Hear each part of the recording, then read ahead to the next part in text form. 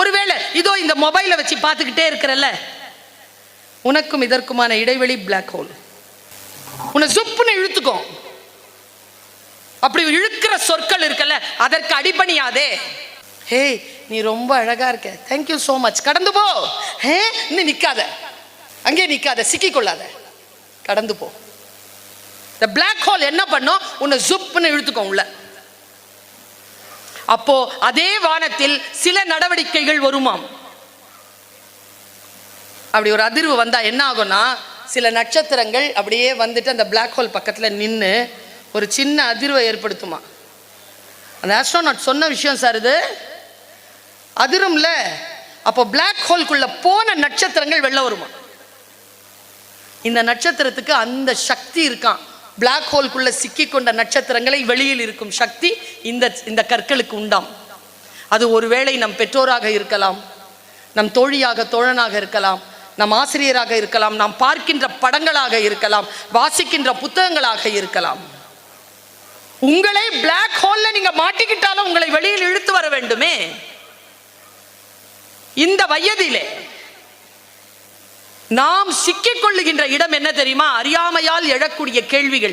ஆனால் அந்த கேள்விகளுக்கு சரியான பதிலை எந்த நிறுவனம் தருகிறதோ அந்த நிறுவனம் தான் அந்த குழந்தைகளை வழிநடத்தக்கூடிய தகுதியை பெறுவதாக நான் கருதுகிறேன். பெற்றோர்களுக்கு சொல்றேன், இந்த குழந்தைகளை நீங்க ரொம்ப செல்லம் கொடுத்து ஒரு அளவுல நிறுத்தி வச்சிருக்கிறீங்க. எல்லாத்தையும் மேல இருக்கிறவன் பார்த்துப்பான், எல்லாரையும் மேல இருக்கிறவன் பார்த்துப்பான். எல்லாமே ஸ்கூல் பார்த்துக்காது. நீங்களும் சில விஷயங்களை பார்த்துக்கணும். பெற்றோர்கள் செய்யற பெரிய பிரச்சனையான வேலையை சொல்ற as a டீச்சர், உங்களை அழைத்து பிடிஏ மீட்டிங்ஸ் நடக்கும் பொழுது கம்ப்ளீட்டா அம்மாவும் அப்பாவும் சேர்ந்து வாங்க இருந்தீங்கன்னா, குழந்தைகளுக்கு நாம தர்ற ஆகப்பெரிய பரிசு என்ன தெரியுமா? அம்மா அப்பாவும் சேர்ந்து இருக்கிறது தான் பெரிய பரிசு. அது பிள்ளைகளுக்கு அதை விட பெரிய பரிசு என்ன தெரியுமா? ரெண்டும் உயிரோடு இருக்கிறது. அதை விட பெரிய பரிசு என்ன தெரியுமா? கடன் தொல்லை இல்லாமல் இருக்கிறது. இந்த குழந்தைகளுக்கு நாம் தரும் பரிசுகள் அது. இந்த குழந்தைகளுக்கு நம்ம பெற்றோர், நம்ம தந்தோர் தானே. இந்த ஸ்கூலுக்கு தந்தோர், கிராமத்துக்கு தந்தோர், குடும்பத்துக்கு தந்தோர் தானே. இல்லை, வல்ல இறைவனின் பெருங்கருணையாலும் இயற்கையின் பேராற்றலாலும் குழந்தை என்கின்ற வரத்தை பெற்றவர்கள் நாம். செதைச்சு வச்சிருக்கிறீங்க. அவன் கேட்க மாட்டான் மேடம், கிடையாதுங்க.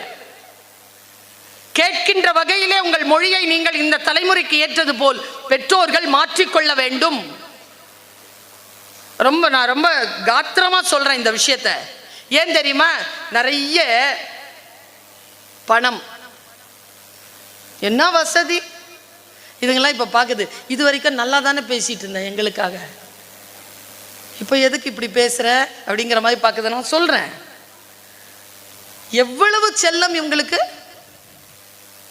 எங்க காலையில ஏந்திரிச்சா ஒரு டிஃபன் தாங்க, வெக்கமே இல்லாம கேட்கிறோம், உனக்கு என்ன வேணும், உனக்கு என்ன வேணும், உனக்கு என்ன வேணும்னு.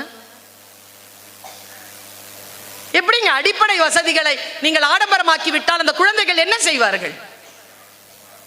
வருங்காலத்தை எப்படி சந்திப்பார்கள்? வருங்காலத்தை சந்திக்கக்கூடிய இம்யூனிட்டி பவரை உங்களுக்கு கொடுங்க. காசு கொடுக்கறத நிறுத்துங்க, செலவு பண்றத நிறுத்துங்க. நீங்க கொடுக்கிற விட்டமின் எம், விட்டமின் கே கொடுத்துருக்கு, கொழுப்பு. விட்டமின் நோ சொல்லுங்க, நோ. எதை கேட்டாலும் நோ சொல்லுங்க. 100 விஷயம் கேட்குதா, 75 விஷயத்துக்கு நோ சொல்லுங்க. இம்யூனிட்டி வளரும் அதுக்கு. ஏன் தெரியுமா சொல்றேன்? நீங்க நோ சொல்லி வளர்த்தீர்கள் என்றால் வெளியில் எவனாவது எவளாவது அவர்களுக்கு நோ சொன்னால் அவர்கள் மனமுடைய மாட்டார்கள். எல்லாத்துக்கும் நீங்க எஸ் சொல்றதுனால வெளியில யாராவது நோ சொல்லிச்சுன்னா உடஞ்சி விழுந்துருதுங்க. கண்ணால பாக்குறேன்னா. இம்யூனிட்டியோட குழந்தைகளை வளர்க்குறீங்களா? எதிர்ப்பு சக்தியோட குழந்தைகளை வளர்க்குறீங்களா?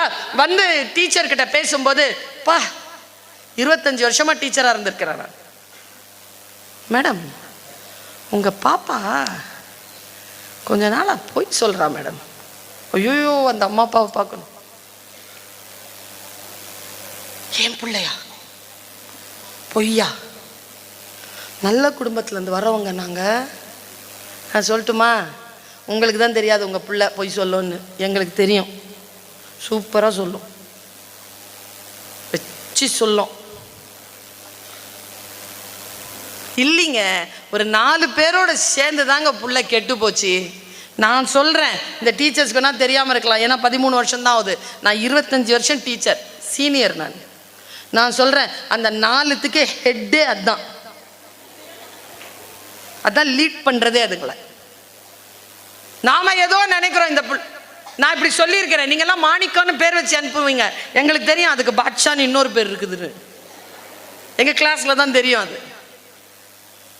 பெற்றோர்களும் ஆசிரியர்களும் சேர்ந்து நின்று, நிர்வாகத்துடன் சேர்ந்து நின்று மாணவர்களை எப்படி வளர்த்தெடுப்பது என்பதில் கவனம் செலுத்துங்கள். வைராக்கியமா வளருங்க பிள்ளைய. இன்றைய குழந்தைகளிடத்தில் நாம் பார்த்து தோற்கின்ற ஒரு விஷயத்தை சொல்றேன். ரொம்ப கவனமாக பெற்றோர்களுக்கு நான் இதை சொல்கிறேன். இது குழந்தைகளின் நலனுக்காக சொல்கிறேன். நான் சொல்லுவது இந்த குழந்தைகளுக்கு இப்பொழுது எதிரானதாக இருக்கலாம், ஆனால் பிள்ளைகளே, உங்களுடைய ஆதரவுக்காகத்தான் நான் பெற்றோர்களை தயார் செய்கிறேன். சமீபத்தில் நான் கடந்த 4-5 மாதங்களாக எங்கே பேசினாலும் இந்த கருத்தை பரப்பிக் கொண்டே வருகிறேன். கையில மொபைல் வச்சிருக்கீங்கல்ல, அதுல யூடியூப் கனெக்ஷன் இருக்குல்ல, நிறைய பேர் நெட்ஃபிளிக்ஸ் அது இதுன்னு சொல்லிட்டு போட்டு வச்சிருக்கீங்கல்ல, ஓடிடிலாம் இருக்குல்ல உங்க போன்ல, அது டிவியில் கூட கனெக்ட் பண்ணிக்கிற அளவுக்கு இன்னைக்கு வசதி இருக்குல்ல. ஓடிடியில் ஒரு படம் வந்திருக்கு, முடிஞ்சா அதை பார்த்துருங்க.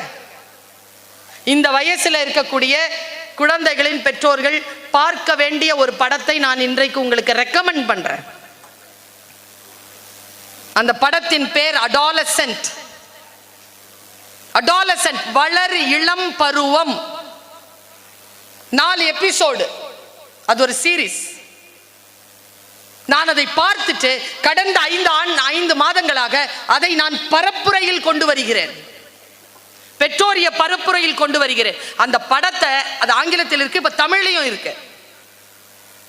ஒரு சின்ன குழந்தைங்க 13 வயசு, எப்படி தெரியுமா இருக்கான்? பால் கறந்த பால் எப்படி இருக்குமோ அவ்வளவு தூய்மையா இருக்காங்க. அவனை பார்த்தா இத்தனோண்டு தான் இருக்கான். பிள்ளை அவ்வளோ அழகு. அவங்க அம்மா அப்பாவுக்கு ஒண்ணுமே தெரியாது. ஒரு B+ கூட இல்ல, B ஃபேமிலி, ஒரு நடுத்தர வர்க்கம், உழைப்பாளர் குடும்பம். அந்த தாயும் தகப்பனும் ஒரு பெரிய அக்கா, ஒரு தம்பி, அவ்வளவுதான், 2 பேர். திடீர்னு நைட்டு 3:30 மணிக்கு போலீஸ் வந்து அந்த பிள்ளைய வீட்டெல்லாம் உடைச்சி பிள்ளைய கூட்டிட்டு போயிடுது. நான் நிறுத்துகிறேன். இந்த படத்தை பற்றி சொல்லுகின்ற பொழுது நான் ஒரு 4-5 வாக்கியங்களில் இந்த படத்தை முடித்து விடுவேன். ஆனால் அந்த வாக்கியங்களுக்கு நடுவிலே மின்னலை போல சில வார்த்தைகள் வரும். இந்த பிள்ளைகளுக்கு அது ஒருவேளை புரியாமல் போகலாம், ஒருவேளை இதுகளுக்கு புரிந்து நமக்கு புரியாமல் போகலாம். இந்த வயசு பிள்ளைங்க உண்மையாங்க, எனக்கு இந்த வயசுல பையன் இருக்காங்க, இவனை விட கொஞ்சம் பெரிய பையன். தப்பு செஞ்சுட்டு வந்துட்டான்னா இப்படி பார்ப்பேனா, அவனை பெத்து டவல்ல சுத்திட்டு வந்தேன் பாருங்க, அந்த மூஞ்சில நிற்பான் சார். கொஞ்சம் கூட மாறாதுங்க அந்த மூஞ்சி, திக்குன்னு இருக்கும் நமக்கு. மா அப்படின்பா. ஒரு நாள் அப்படிதான் கேட்கறான், will you please give me 2000 rupees? வந்துச்சு கோவம் எனக்கு, குன்னே போடுவேன் அப்படின்னு. காசு தானே கேட்டேன், இல்லைன்னு சொல்ல வேண்டியது தானே, ஏன் மிரட்டுறீங்க அப்படின்னு. அப்புறமா சாயந்தரம் 4 மணிக்கு 1500. ஏண்டா அதுக்குள்ள 500 ரூபா குறைஞ்சிருச்சு. 7 மணிக்கு சார் 1000 rupees ப்ளீஸ், ஹாஸ்டலில் இருந்தான் அப்போ. 1000 rupees ப்ளீஸ். எதுக்கு உனக்கு? நோ அப்படின்னு போட்டு. அப்புறமா கடைசியா, அம்மா ரியலி நீடட் 500. என்னடா புள்ள இப்படி கேட்குறான்னு எங்கள் அம்மாட்ட சொல்லி, கொடுத்து அனுப்புமா, எதுக்கு கேட்குதோ புள்ள, வளர்ந்த புள்ள எதுக்கு கேட்குதோ கொடுத்து அனுப்புன்னு. 500 ரூபா கொடுத்துங்கன்னு சத்தம் கேட்கும்ல, அதுக்குள்ளே வந்துருச்சுங்க மெசேஜ் அவன்கிட்ட இருந்து, தேங்க்யூ ஃபார் யுவர் சேரிட்டின்னு. ஐயோ, சேரிட்டியா பண்ண நான் உனக்கு? நீ என்ன, நீ தர்மம் பண்ணதுக்கு நன்றிங்கிறான். நன்றியே கிடையாது, எவ்வளோ செஞ்சாலும் நன்றி கிடையாது. உங்களையும் சேர்த்து தான் சொல்கிறேன். ஓ, நன்றி கிடையாது. எல்லாத்தையும் வாங்கிக்கிறது, ஆனால் நன்றி கிடையாது. எதுக்கு பெத்த? இனிமேல் அந்த தப்பு பண்ணாத. அடாலசன் பாருங்க,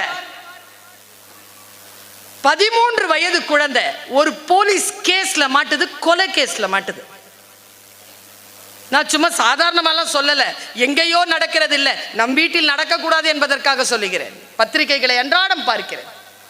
சாதாரணமாக நம்மோடு பழகுகின்ற குழந்தைகள் தான் குற்ற செயலிலே ஈடுபடுகிறார். அவர்களுக்கு சொல்லுங்கள் படிக்கணும்ட்டு. படிக்கணும்னு முடிவு பண்ற பிள்ளை குற்ற செயலில் ஈடுபடாது. அந்த அந்த படத்தை நான் பார்க்கிறேன், 4 எபிசோட் பார்க்கிறேன். கடைசியாங்க அந்த பையன் நான் செய்யலப்பா அப்படிங்கிறான். அவன் ஒண்ணு கேட்கிறான், அப்பா எனக்கு அப்பா கிட்ட பேசணும், எனக்கு அப்பா கூட இருக்கணும். அப்பா நான் பண்ணலப்பா, நான் நம்புறேன்ப்பாங்கிறார் அப்பா. அவன் அப்படி கை பிடிச்சிட்டு இருக்கிறான். கடைசியா 1 வருஷம் ட்ரையலுக்கு அப்புறமா அந்த சனியன் தான் கொன்னதே ப்ரூவ் ஆயிடுது. அவனே ஒத்துக்கிறான். கடைசி ஷாட்டுங்க, என் ஈரல் நடுங்குதுங்க அதை சொல்லும் போது. நானும் தாய் தானே, அது வெறும் படமா நான் பார்க்கல.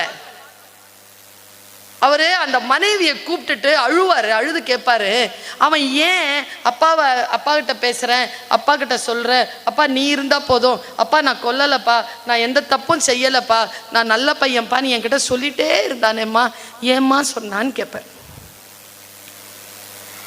அதுக்கு அந்த தாய் சொல்ற பதில் ரொம்ப முக்கியமானது. அவன் எதை சொன்னாலும் நீங்கள் நம்புவீர்கள் என்கின்ற பிம்பத்தை அவனுக்கு நீங்கள் ஏற்கனவே ஏற்படுத்தி விட்டீர்கள். ஏற்படுத்திட்டாங்கன்னா என்ன பண்ணுவீங்க நீங்க? சைலேந்தர் பாபு இருக்கிறார்ல, நம்முடைய former DGP Sylendra Babu IPS, அவர் சொன்னாருங்க, அவர் மீட்டிங்ல பேசினாருங்க. இத அவர் சின்ன குழந்தையா இருக்கும் பொழுது அவங்க அப்பா பாக்கெட்ல இருந்து பணம் காணுமா. அவங்க அப்பா எல்லாரையும் கேட்டிருக்காரு, எடுத்தியா எடுக்கல, யாரும் எடுக்கல. 15-17 வயசு கடந்து இவருக்கு போலீஸ் வேலை கிடைச்சி போய் அவங்க அம்மா கிட்ட சம்பளம் கொடுக்கும் பொழுது அவங்க அம்மா கிட்ட அவர் சொன்ன வார்த்தை, அம்மா இன்னிலேருந்து 15-17 வருஷத்துக்கு முன்னால் அப்பாவுடைய பர்ஸ்லேருந்து 5 ரூபா காணோன்னு சொன்னல்லம்மா. ஆமாம், அதை நான் தாம்மா எடுத்தேன். யாரு? டிஜிபி சொல்கிறாருங்க, நான் தாம்மா எடுத்தேன். அம்மா பதில் தான் சூப்பர். அம்மா சொல்லிச்சான், டிஜிபியினுடைய அம்மா இன்னைக்கு கூட அவங்க பெயரில் தான் அவர் அந்த வீட்டையே ஒரு நூலகமாக மாற்றி வச்சிருக்கார். தன்னுடைய அந்த ஓய்வு பெற்ற அன்றைக்கு அவர் அத்தனை பேரையும் பார்த்து வணங்கிட்டு தன் தாய்க்கு மட்டும்தான் சல்யூட் செய்தார். தன் தாய்க்கு சல்யூட் செஞ்சாருங்க அவரு. அந்த அம்மாக்கு பெரிய சல்யூட் ஒன்று வச்சாரு. என்ன பண்ணுச்சு அவங்க அம்மா? அவங்க அம்மா தந்த பதில பாருங்க. நாம இருக்கிறோமா அப்படி அம்மாவா இருக்கிறோமா, அப்படி அப்பாவா இருக்கிறோமான்னு பாருங்க. அவங்க என்ன தெரியுமா சொன்னாங்களா அவங்க அம்மா, நான் தாம்மா அந்த காசை எடுத்தேன். அவங்க அம்மா சொன்ன பதில் சூப்பர், எனக்கு தெரியும்பா. அந்த பையன் கேட்டிருக்கான், நான் எடுத்ததை பார்த்தீங்களாமா? இல்லப்பா. வேற? நீ அப்பா கிட்ட எடுக்கலன்னு சொன்னல்லப்பா, அதை நான் நம்பலப்பா. சொல்லிட்டு சொல்லுச்சா அந்த அம்மா. நான் எங்க தெரியுமா அந்த அம்மாவை பாராட்டுறேன்? தன்னுடைய கணவனுடைய கைப்பையில் இருந்து தன் குழந்தை காசு எடுக்கிறான் என்று தெரிந்தவுடன் அவனை திருடனாக தீர்க்காமல் எந்த உலகத்தில் எவன் யாருடைய காசு எடுத்தாலும் அவனை பிடித்து காவல்துறையில் கொண்டு வந்து நீதித்துறைக்கு முன்னால் நிறுத்தக்கூடிய காவல்துறை அதிகாரியாக அந்த மனிதனை உயர்த்திய அந்த தாயைத்தான் நான் அங்கே பார்க்கிறேன். அந்த அடாலசன் அந்த அப்பா சொல்லுவார், நான் I can be done better for you my son. நான் உனக்கு நல்லதை செய்திருக்கலாமோ, நான் செய்ய தவறிவிட்டேனோ. நீ இரவு நேரங்களில் வீட்டில் அறையில் உள்ளே பூட்டிக்கொண்டு நீ ஏதேதோ பாடல்களை கேட்டுக்கொண்டு யாரிடமும் பேசிக்கொண்டிருந்தால் டேய் என்ற ஒரு சத்தம் கேட்டவுடன் எல்லாவற்றையும் நீ ஆஃப் செய்து அப்பா குட் நைட் பா என்று தூங்கியதை நான் நம்பினேனே. நீ வெள்ளிக்கிழமை இரவு போய் சனிக்கிழமை யாரோ வீட்டில் தங்கி ஞாயிற்றுக்கிழமை வருவதாக இருந்தால் அது ஸ்லீப் ஓவர் என்று சொல்லிவிட்டு நான் நம்பினேனே. உன்னை சரியான மகனாக, குற்றம் புரியாத ஒரு பிள்ளையாக வளர்த்தெடுப்பதில் நான் தவறி போனேன். உனக்கு நான் என் கடமையை செய்ய முடியாமல் போனதற்காக இன்றைக்கு நீ சிறைச்சாலையில் இருக்கிறாய். அதற்காக உன்னிடத்தில் நான் மன்னிப்பு கேட்டுக்கொள்கிறேன் என்ற அந்த பொம்மையை வைத்து அதற்கு மீது ஒரு டவலை போத்திட்டு அவன் நின்று அழுவான். அதான் கடைசி ஷாட். ஒரு பெற்றோர் நம்முடைய கடமை என்ன? நம்ம ஏதோ பயாலஜிக்கலா ஒரு ஆணும் பெண்ணும் சேர்ந்ததனால் வருகின்ற குழந்தை, it's not a biological factor, it's a social responsibility. நம்முடைய குழந்தை என்பது சமூக பொறுப்பு. நீ எதை அந்த குழந்தைக்கு வேண்டாம் என்று சொல்லுகிறாயோ, நீ அதை செய்யாமல் இருக்கிறாயான்னு பார்க்கறானுங்க. தெரியுமா உங்களுக்கு? போன் பேசாதானே அவன் பார்க்கறான், நீ பேசுறியான்னு பார்க்கறான். நாம் சொல்வதை கேட்டு வளர்வதே இல்லை, நம்மை பார்த்துதான் வளர்க்கிறார்கள். நீ படிக்கும் புத்தகத்தை பற்றி சொல், உன்னை பற்றி சொல்கிறேன். நீ பழகுகின்ற மனிதனை பற்றி சொல், உன்னை பற்றி சொல்கிறேன். அழசு. உன் கூகுள் ஹிஸ்டரியை சொல், நான் உன்னை பற்றி சொல்கிறேன். இதுல என்ன பிரச்சனை தெரியுமா? ஃப்ரெண்டு போட்டு கொடுக்கவே மாட்டான். நீ படிக்கிற புக்கை எங்கேயாவது கிழிச்சு எரிச்சிடலாம். ஆனா இதுல நீ பார்க்கறல்ல, அது நீ நினைச்சாலும் அழிக்க முடியாத அளவிற்கு சயின்ஸ் அப்படி வச்சிருக்கு, தனியா எடுத்து. கவனம் என் பிள்ளைகளே, கவனம். ஒரு கேட்ஜெட்டை நான் இதை பயன்படுத்துகிறேன். நான் இயற்கைக்கு சாட்சியாக சொல்லுகிறேன், ஒருபோதும் இதை என்னை பயன்படுத்தி கொள்ள நான் அனுமதித்ததே கிடையாது. நோனா நோதான், நோனா நோதான். சில விஷயங்களை பார்க்கிறேன், நான் ரீல்ஸ் பார்க்கிறேன் 15 நிமிஷம், அதுக்கு மேல பார்க்கறது இல்லை. ஏன்னா ஸ்ட்ரெஸ் ஏதாவது இருந்துச்சுன்னா ஒன்று யோசிக்கிறதுக்கும் இன்னொன்று யோசிக்கிறதுக்கும் நடுவில் கொஞ்சம் ரிலாக்ஸ் ஆகணும்னா ஏதாவது அப்படி பார்ப்பேன். ஆனால் அப்போ கூட நல்ல ரீல்ஸாக தான் எனக்கு வருது. என் பிள்ளை கேட்டான், ஏம்மா உனக்கு மட்டும் நல்ல நல்ல ரீல்ஸாக வருது, எனக்கு மட்டும் பாடாவதியான ரீல்ஸாக வருதேம்மா ஏமான்னு கேட்டான். எது நல்ல நல்லது பார்த்தோம்னா இது உங்களுக்கு நல்ல நல்லதே கொடுக்கும். பாடாவதியாக பார்த்தா பாடாவதியே தரும். எதை பார்க்கிறியோ அதை தொடர்ந்து பார்ப்பாய். இது ஒரு 3வது கண். இதை ஆரோக்கியமாக வைத்திருத்தல். இப்ப பார்த்தங்க, இந்த பாய்ஸ்க்கு ரொம்ப பிடிக்கும் அது. ஏன் கேர்ள்ஸ்க்கு கூட தான் இன்னைக்கு பாய்ஸ்க்கு சொல்ற எல்லா அறிவுரையும் கேர்ள்ஸ்க்குமானது தான். இவங்களுக்கு தனி அவங்களுக்கு தனி இல்லை. உங்களுக்கு மட்டும் ஒரே ஒரு விஷயம், குழந்தைகளை, எனக்கு பெண் குழந்தை கிடையாது. நான் எங்க போனாலும் அங்க எனக்கு முன்னால் உட்கார்ந்துருக்கிற இந்த குழந்தைகள் நான் பெற்றெடுத்த குழந்தைகள் அப்படிங்கிற மாதிரியே நான் பார்க்குற பழக்கம் உண்டு எனக்கு. உங்களுக்கு நான் ஒரு தாயா சொல்றேன், வீட்டில் நமக்கு செல்லம் கொடுப்பாங்க. உண்மையாவே செல்ல செல்ல பிள்ளைகள் தான் நாம். அண்ணனோ அப்பாவோ அக்காவோ அம்மாவோ பாட்டியோ தம்பியோ நமக்கு எக்ஸ்ட்ரா சாக்லேட் கொடுப்பாங்க. அக்கா இந்த வச்சுக்கோ அப்படின்னு எக்ஸ்ட்ரா கொடுப்பாங்க. எக்ஸ்ட்ரா சாக்லேட்டை வீட்டோட நிறுத்திக்க, வெளியில் அதை எதிர்பார்க்காத. வெளியில் யாராவது உனக்கு எக்ஸ்ட்ரா சாக்லேட் கொடுக்குறாங்கன்னா அவர்களுடைய உள்நோக்கம் உனக்கு எதிரானதாக இருக்கும் என்பதனை ஒரு தாயாக உனக்கு நான் சொல்லிக் கொள்கிறேன். Never expect any chocolate or extra chocolate from outside. சரியா? அதை சுமந்துட்டு சுத்தாத. உன்னுடைய பெண் அப்படிங்கிறத ரோட் கிராஸ் பண்ணும்போது ரொம்ப கவனத்தோட கிராஸ் பண்ணு. நீ என்ன ரஜினி சாரா இப்படி கையை காட்டின உடனே நிற்குமா வண்டி? நான் பொம்பளை பிள்ளை தானே, நான் கிராஸ் பண்ணா நில்லு. ஏய் டிரைவருக்கு தெரியும் நீ பொம்பளை பிள்ளைன்னு, காருக்கு தெரியுமா? மோதிட்டு போயிடும். லாரிக்கு தெரியுமா? மோதிட்டு போயிடும். கவனம் குழந்தைகளை. நாம் மிஸ் பண்ற ஒரு இடமே கவனம் தான். நான் சொல்லுகிறேன், ஆண்களாகட்டும் பெண்களாகட்டும், நம்முடைய வாழ்க்கை நமக்கு தருகின்ற சவால்களை சந்தியுங்கள் என்கிறேன். சந்திங்க. ஒவ்வொரு நாளும் நமக்கான அருள், ஒவ்வொரு நாளும் நமக்கான வாய்ப்பு.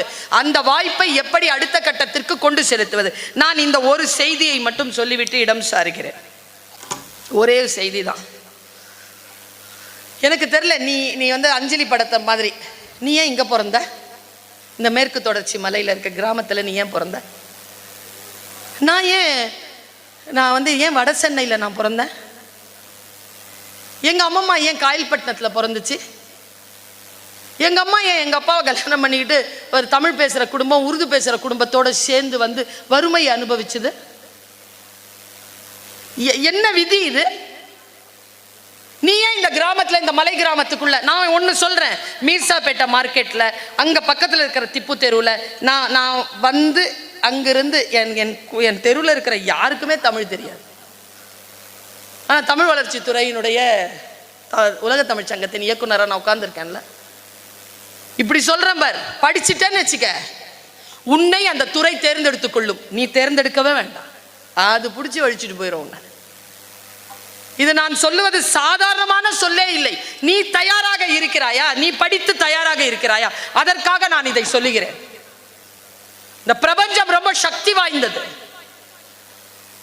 பென்சிலில் இருந்து தொடங்கிய என் வாழ்க்கை இதோ கிரீன் பென்ல நிக்குது. It's a green pen. நான் இதுல தான் கையெழுத்து போடுறேன். இன்னும் எனக்கு காலம் உண்டு ரிட்டையர் ஆகிறதுக்கு. உழைப்பேன், நான் என் தமிழுக்காக உழைப்பேன்.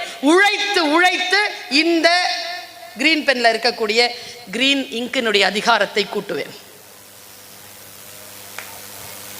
நான் உனக்கு ஒரு ஆப்ஷன் கொடுக்குறேன், வா இன்னைக்கு சேலஞ்ச் எடுத்துக்கோ. அந்த மாதிரி சேலஞ்சை சந்திச்சு என்னை சந்தித்த பிள்ளைகள் உண்டு. நான் இது ஏதோ நாடகம் அல்ல, இது ஏதோ திரைப்படம் அல்ல, நான் நடிகை அல்ல, நான் ஒரு ஆசிரியை.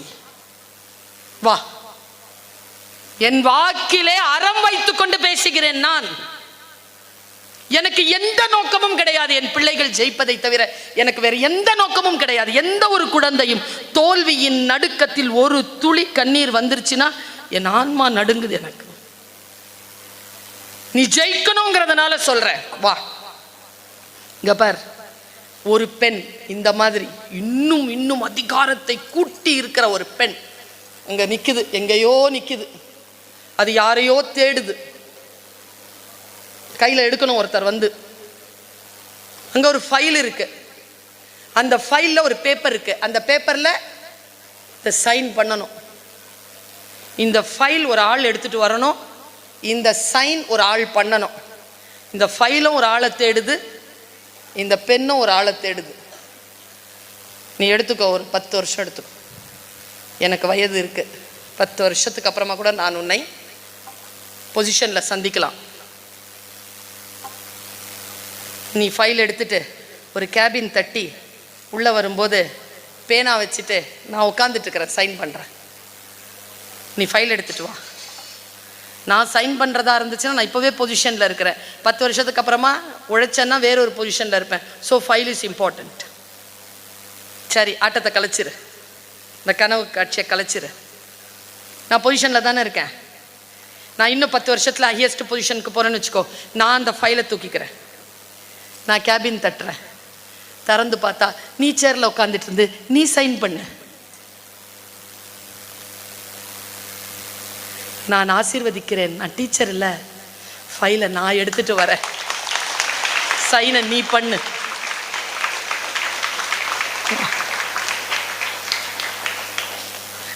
சிறகு விரிக்கும் போது சிட்டுக்குருவி மாதிரி தான் தெரியும்.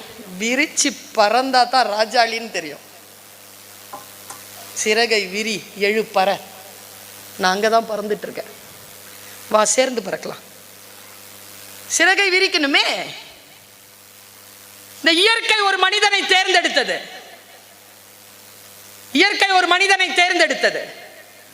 ஒரு ஆண் பெண்ணை தேர்ந்தெடுத்து அவர்கள் 2 பேரின் நினைவின் மூலமாக ஒரு கரு பிறந்தது. அந்த கரு உலகத்தில் பாலகனாக வரும்பொழுது இயற்கையின் சக்தி மிகுந்த அந்த இறைவனின் குரல் அந்த தாய்க்கு கேட்டது. இந்த குழந்தை பிறக்க போகுது. நீ இந்த குழந்தை பெறுகின்ற அளவில், நான் இந்த வார்த்தையை சொல்லிட்டு நான் இப்படி இறங்கிடுவேன். இப்போ உன் மனதில் எந்த மாற்றத்தை ஏற்படுத்துதுன்னு எனக்கு தெரியாது. உன்னிடத்தில் அதை விட்டு விடுகிறேன். ஒரு குழந்தை பிறக்குது. அந்த தாய்க்கு சொல்லப்பட்டது, நீ சாராயம் அருந்தக்கூடாது, திராட்சை ரசம் அருந்தக்கூடாது. அந்த குழந்தை பிறந்தா அதன் தலை முடிய வெட்டக்கூடாது. இயற்கை ஒரு ஆணை போடுதுன்னா, ஒன்று சாராயம் அந்த குழந்தைக்கு எதிரானது, முடி அந்த குழந்தைக்கு பலமானது. இயற்கை கொடுத்துருச்சு வரம்.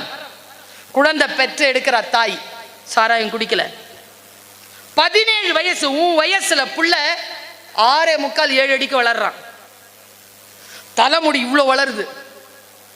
சிங்கம் இருக்குல்ல, சிங்கம் அதனுடைய வாயை பிளந்து அதன் தாடையை எடுத்து, அதுதான் அவன் ஆயுதம். அவன் பெயர் சிம்சோன். பைபிள் சொல்கிறது. கையில எடுத்துக்கிட்டு அவன் அந்த அந்த அந்த சமூகத்தையே காக்கின்ற வீரனா வரான். பாய்ஸ்க்கு சொல்றேன், எனக்கு தெரியல, நான் ஒரு குழந்தை தப்பி தவறி போன ஒரு குழந்தை கிட்ட நான் இதை சொன்னேன். அவையில தான் இருந்தான் அவன். நான் வெளியேறுகின்றபடி தான் அவன் இப்படி அழுதுட்டு இருந்தான். அழுதுட்டு இப்படி கையெடுத்து கும்பிட்டான். அப்போவே அந்த பிள்ளைக்கு நான் சொன்னது புரிஞ்சிருச்சு. இந்த மூங்கில் காட்டில் எந்த மூங்கில் அந்த புல்லாங்குழல். நான் சொல்றதை புரிஞ்சுக்கணுமே. பாரு, அந்த குழந்தை 17-18 வயசுல இருக்கும்போது அவனுக்குன்னு ஹார்மோன்ஸ் சுரக்குது. அவன் ஒரு பொண்ணை நேசிக்கிறான். என்னன்னு தெரியல, அந்த பொண்ணு அவனை நேசிக்கல. அப்படிதானே? நேசிக்கலன உடனே அவனுக்கு ரொம்ப சோகமாயிட்டு கடவுள் அவனுக்கு மறுத்த அந்த திராட்சை ரசத்தை குடிக்க பழகுகிறான். போதைக்குள்ள போயிட்டான். போதைக்குள்ள போன உடனே அவளுக்கு ஒரு பொண்ணு ஃப்ரெண்ட் ஆகிறா. பெற்றோர்களுக்கு தெரியாத சில வார்த்தைகளை சொல்லுகிறேன். நமக்கு லவர்னா யாருன்னு தெரியும், கேர்ள் ஃப்ரெண்ட் பாய் ஃப்ரெண்ட் தெரியும், வைஃப் தெரியும், மிஸ்ட்ரஸ் தெரியும், பெஸ்டி தெரியுமா? இதுங்களுக்கு தெரியும். அப்படி ஒரு பெஸ்டி சேர்றா. அவளுக்கு பேர் டெலீலாள். டெலீலா சிம்சோனை ஜாலியா வச்சிருக்கிறா. குடிக்கிறது, சுத்துறது, டான்ஸ் பார்க்கறது, சந்தோஷமா இருக்கு. இவ்வளவுதான் வேலையே. அப்போ சிம்சோனை கொல்ல வேண்டும் என்று நினைத்துக் கொண்டிருந்த பகைவர்கள் டெலீலாவை போய் சந்திக்கிறார்கள். 100 காசு உனக்கு தரேன், இந்த சிம்சோனின் உயிரை நாங்கள் வாங்க வேண்டும். அவன் உயிர் எங்கேயோ இருக்கிறது, அவன் ரொம்ப சக்தி வாய்ந்தவனா இருக்கான், எங்க இருக்கான்னு சொல்லு. இங்க நிறுத்துறேன், என் உடம்பு பதறுது, நான் இங்க நிறுத்துறேன். டெலீலாலும் பைபிள் சொல்லுதுங்க, டெலீலாலும் சிம்சோனும் சந்திக்கிறாங்க. டெலீலால் கேட்கிறா, ஆமா உன்னை யாராலையும் சாவடிக்க முடியாதாமே?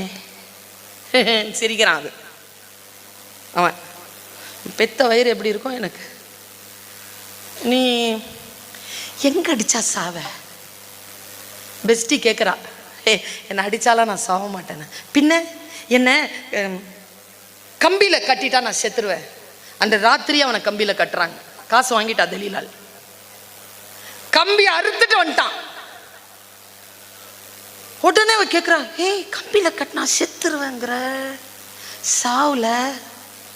உண்மையா சொல்லு, எங்க சாவே நீ சொல்லு. என்ன அக்கினி கம்பியில் கட்டினா நான் செத்துருவேன். நைட்டே அக்கினி கம்பியில் கட்டுறாங்க.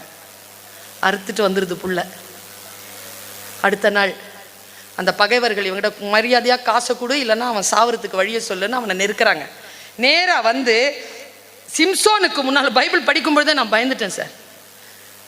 ஏதான் குழந்தை தோக்க போகுது, தோக்க போற குழந்தைய என்னால பார்க்க முடியாது. எனக்கு மற்றவங்களை பத்தி தெரியாது. as a teacher I cannot see anyone it's getting fail. 25 வருஷத்துல என் கிளாஸ்ல ஒரு பிள்ளை கூட ஃபெயில் ஆனது கிடையாதுங்கிறது தான் என் வெற்றியின் ரகசியம். இன்னைக்கு நான் சொல்றேன், எல்லாம் ரெக்கார்ட் ஆயிட்டு இருக்கு, சொல்றேன். நான் என் கிளாஸ்ல ஒரு பிள்ளை கூட ஃபெயில் ஆனது கிடையாது. விடமாட்டேன் நான். அதுங்க தயாரா தான் இருக்கும், நான் விட மாட்டேன்.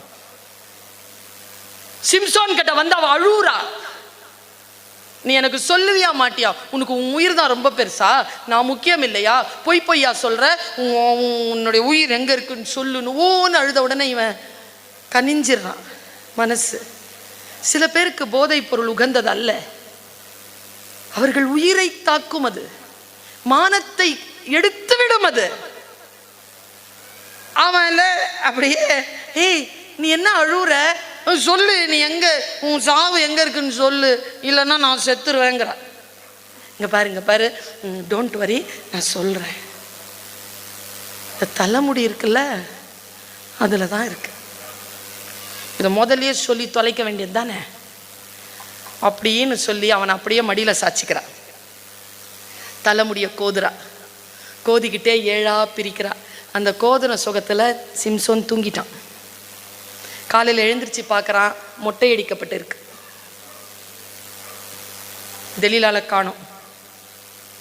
சிங்கத்தை அடித்த அந்த அந்த அந்த சிறுவன், அந்த இளைஞன் தன்னை ஒரு கோழி குஞ்சு போல் உணர்ந்தான் என்று பைபிள் சொல்கிறது.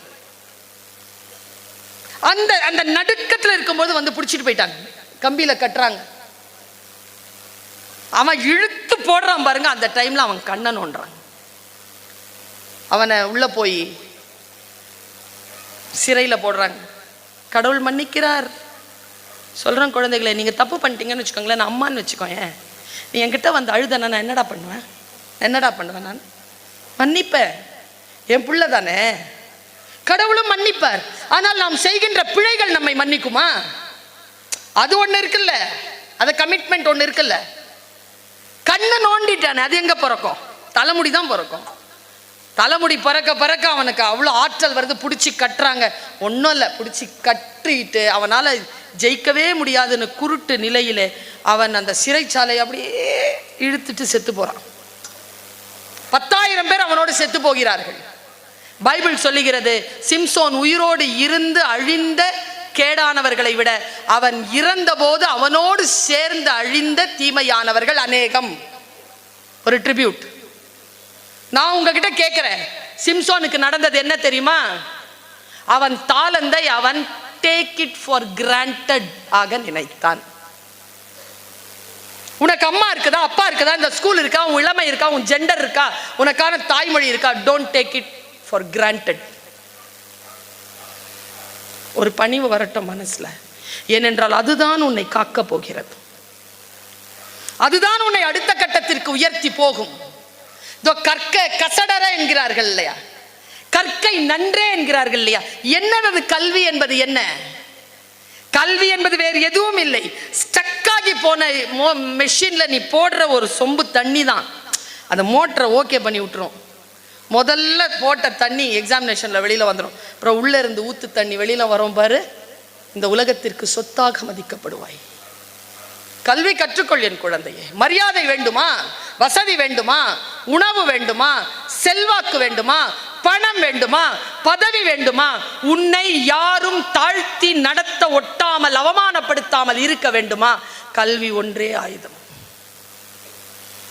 வேற்றுமை தெரிந்த மேல்பால் உள்ளும் கீழ்ப்பால் ஒருவன் கற்கின் மேல்பால் ஒருவன் அவன் கண் படுமே என்கிறான் ஆரியப்படை கடந்த பாண்டியன் நெடுஞ்செழியன் சங்க இலக்கியத்தில். சொல்லுங்க இந்த உலகத்துக்கு, நான் மலை கிராமத்தில் தான் பிறந்தேன், ஆனால் அங்கேயே வாழ்வதற்காக நான் பிறக்கவில்லை. இந்த உலகத்திற்கு பயன் தருகின்ற அதிகாரியாகவும் நீதிபதியாகவும் உயர்ந்த தொழில் அதிபராகவும் கல்வியாளராகவும் நான் உயர்வதற்காகத்தான் எனக்கு இந்த பிறப்பு வந்திருக்கிறது என்று நீங்கள் சொன்னால், நீங்கள் கையில் எடுத்துக்கொள்ள வேண்டிய ஆயுதம் கல்வி. கற்றுக்கொள்ளுங்கள் என் பிள்ளைகளே. வாருங்கள், நான் ஏற்கனவே வாக்கு தந்தது போல் வாருங்கள், சேர்ந்து நடப்போம், சேர்ந்து ஓடுவோம், இல்லை இல்லை சேர்ந்து பறப்போம். வாருங்கள், நான் காத்திருக்கிறேன். வாழ்த்துக்கள், வணக்கம்.